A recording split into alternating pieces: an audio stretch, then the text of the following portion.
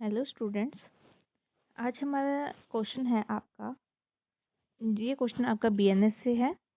ठीक है, ये क्वेश्चन नंबर 5 है आपका, जो हमारी मेंस की आंसर राइटिंग की सीरीज चल रही है उसका। ओके, तो आज का क्वेश्चन हम स्टार्ट करते हैं। स्टूडेंट, इस सीरीज में हम आपको मेंस के आंसर राइटिंग लिखना सिखा रहे हैं कि आपको मेंस के आंसर कैसे लिखने हैं। क्वेश्चन है आपका, A an officer of a court. A जो है वो कौन है? ए आपका ऑफिसर है कोर्ट का। ठीक है, ऑफिसर है वह कोर्ट का। Being in order by that court to arrest Y, जिसे ए ऑफिसर है कोर्ट का, जिसको ऑर्डर दिया है कोर्ट ने कि वो अरेस्ट करके लाए वाई को। एंड आफ्टर ड्यू इंक्वायरी, और प्रॉपर इंक्वायरी करने के बाद, क्या हुआ, उसने अरेस्ट कर लिया आर को। उसे लगा कि आर ही क्या है, वाई है। Arrest are instant of Y, और उसने आर को अरेस्ट कर लिया वाई से। तो आप डिस्कस कीजिए लाइबिलिटी ऑफ ए। कि क्या ए लाइबल है या नहीं है। ठीक है, हुआ क्या यहाँ पे, ए आपका ऑफिसर है जिसे अरेस्ट करना था वाई को, और प्रॉपर इंक्वायरी करने के बाद उसको लगा कि जो आपका प्रॉपर इंक्वायरी करने के बाद उसको लगा कि जो आपका आर है वही क्या है, वाई है, और उसने आर को अरेस्ट कर लिया। तो अब बताइए कि ए ने कोई ऑफेंस किया है या नहीं किया है। ठीक है, न्यायालय के एक अधिकारी ए को न्यायालय द्वारा वाई को गिरफ्तार करने का आदेश दिया जाता है, और उचित जांच के बाद आर को वाई समझकर वह वाई के स्थान पर आर को गिरफ्तार कर लेता है। ए की जवाबदेही पर चर्चा कीजिए।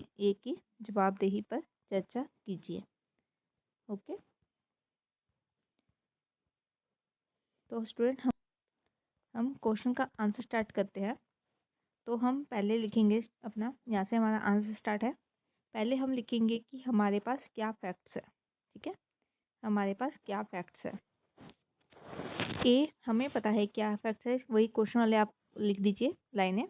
ए ऑफिसर है कोर्ट का, जिसको ऑर्डर दिया गया कोर्ट के द्वारा कि वह अरेस्ट करके लाए वाई को, और इंक्वायरी करने के बाद उसे लगा कि आर ही वाई है, और उसने वाई की जगह आर को अरेस्ट कर लिया।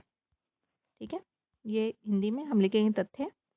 ये स्टूडेंट हमारे तथ्य आ गए। ठीक है, फिर हमसे क्या क्वेश्चन पूछा गया, क्वेश्चन इन्वॉल्व। इस केस में हमसे क्या क्वेश्चन पूछा गया कि whether A has commit any offence, क्या ए ने कोई ऑफेंस किया है, ये हमसे क्वेश्चन पूछा गया है। ठीक है, प्रश्न शामिल है, तो इसका प्रश्न क्या शामिल है, क्या ए ने कोई अपराध किया है। ये हमने लिख दिया क्वेश्चन। पहले हमने लिखे फैक्ट्स, क्या क्वेश्चन के क्या फैक्ट्स थे, फिर हमने लिखा कि क्या क्वेश्चन इसमें इन्वॉल्व है, हमसे क्या प्रश्न किया गया है। अब यहाँ से हमारा आंसर स्टार्ट है। लॉ अप्लाइड, हम लिखेंगे कि इस पर कौन सा कानून आपका लागू होता है। स्टूडेंट, जब आप पढ़ते हैं BNS भारतीय न्याय संहिता, उसका जब आप सेक्शन नंबर 14 पढ़ते हैं तो वहाँ पे आपको लिखा हुआ है, यहाँ लिखा है this problem is covered by section 14 of the code मतलब BNS। ठीक है, कि ये आपके BNS का एक प्रॉब्लम है सेक्शन नंबर 14 से। It provide that nothing is an offence. फिर हमने बेयर एक्ट की लैंग्वेज लिख दी।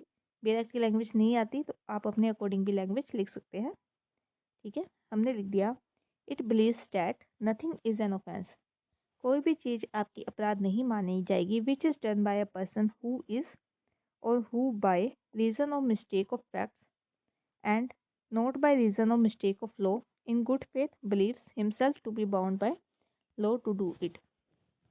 हमने लिखा कि अगर कोई पर्सन आपका क्या है, बाउंड बाय लॉ है, लॉ के द्वारा वह बाउंड है।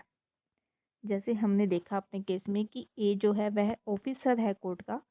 अगर वह कोर्ट का ऑफिसर है तो हम मान लेंगे कि वह लॉ के द्वारा बाध्य है, यानी लॉ के द्वारा वह बाउंड है। ठीक है, बाउंड बाय लॉ है, और यहाँ पे हमारे साथ हुआ है, और ए क्या करते हुए, मिस्टेक करते हुए, किसकी, फैक्ट की मिस्टेक करते हुए, फैक्ट की मिस्टेक करते हुए, ना कि लॉ की मिस्टेक करते हुए। लॉ की मिस्टेक उसने नहीं की, उसने की है सिर्फ तथ्य की भूल, कानून की भूल उसने नहीं की, उसने की है सिर्फ तथ्य की भूल।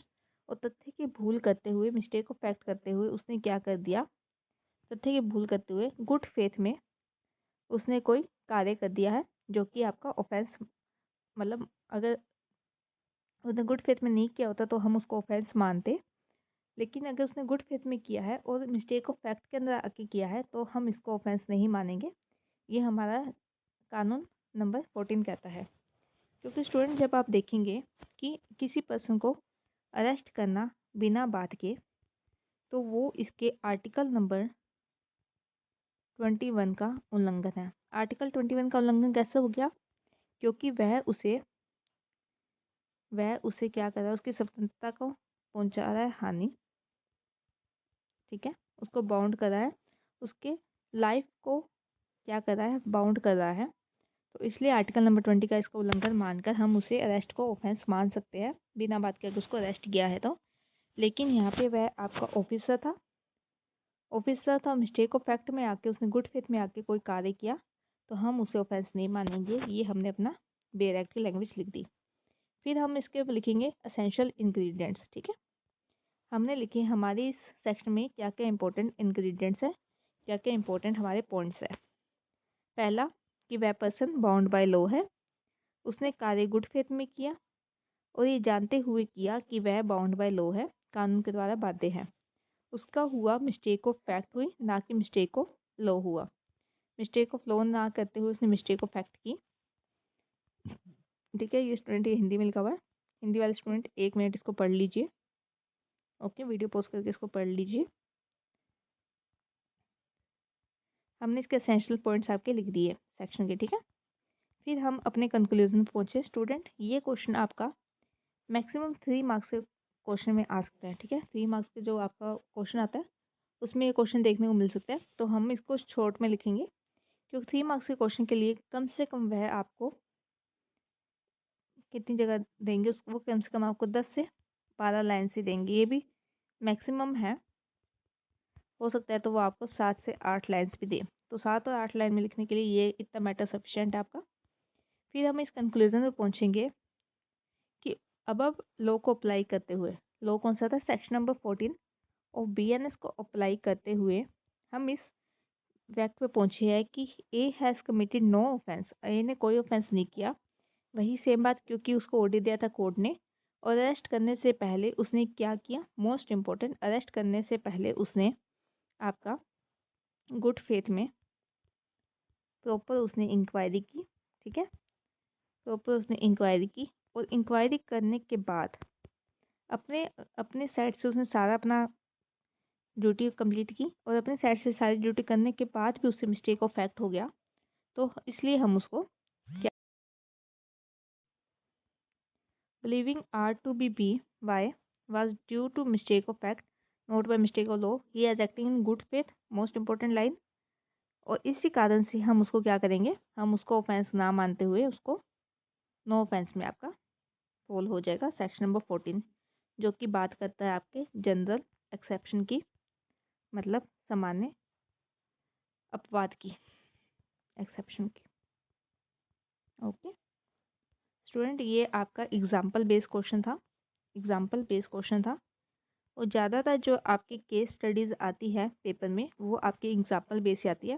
तो जितने भी सेक्शंस आपको दिए हुए हैं उनके आप एग्जाम्पल्स को अच्छी तरह पढ़ें, उनके डिटेल पॉइंट्स को आप देखिए, जिसके कारण जो एग्जाम्पल बेस्ड क्वेश्चन आपके आते हैं मेंस में, कम से कम वह आपके सही हो प्रॉपर, ठीक है। आपको पता होना चाहिए कि कौन सा एग्जाम्पल आपके कौन से सेक्शन में फॉल कर रहा है। हिंदी मीडियम वाले बच्चे ये वीडियो पॉज करके ये पढ़ लीजिए, ओके। थैंक यू स्टूडेंट्स, ये आपका क्वेश्चन नंबर 5 आज हमने डिस्कस किया, ठीक है। आई होप आपको मेरी ये सीरीज अच्छी लग रही हो मेंस आंसर राइटिंग की, और हम शॉर्ट में अपने सारे टॉपिक्स इसके थ्रू कवर कर रहे हैं। डिटेल में अगर आपको चैप्टर पढ़ने हैं तो हाँ, आप हमारे चैनल से इनकी वीडियोस डिटेल में भी पढ़ सकते हैं, ओके, थैंक यू स्टूडेंट्स।